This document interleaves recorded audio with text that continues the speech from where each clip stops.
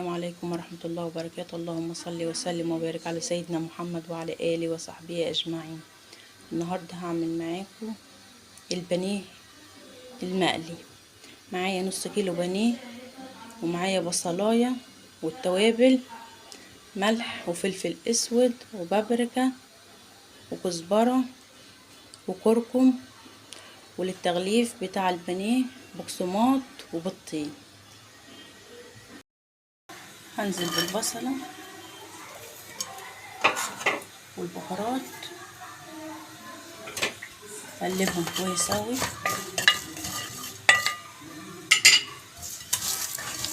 انزل الميه بتاعت البصله كويس، وانزل وادخل البهارات في بعض كده مع البصله، وانزل بالبانيه نص كيلو البانيه، اقلبه كويس كده، وادخل الخلطه كلها جواه كده واتبل كويس. قلبت البانيه بالبصله والبهارات كويس، وهسيبهم نص ساعه في التتبيله. حطها كده. البانيه نضفته خالص من البصل بالشكل ده.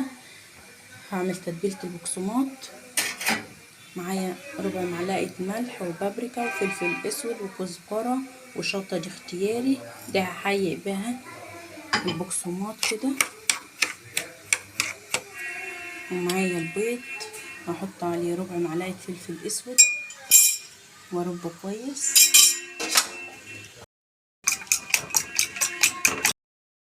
هاخد البانيه كده احطه في البيض، ومن البيض على البقسماط هغلفها كويس قوي بالبقسماط، وتدوس عليها جامد كده بايدك عشان البقسماط يلزق فيها كويس.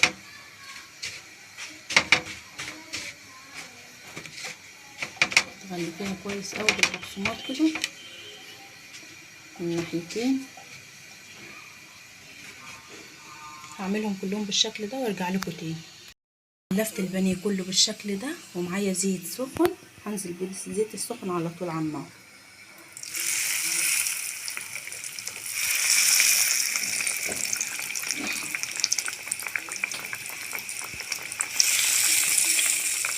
بالشكل ده هتشوفوا معايا من يستوي. طلعت اول طاسه بالشكل ده، شايفين الجمال؟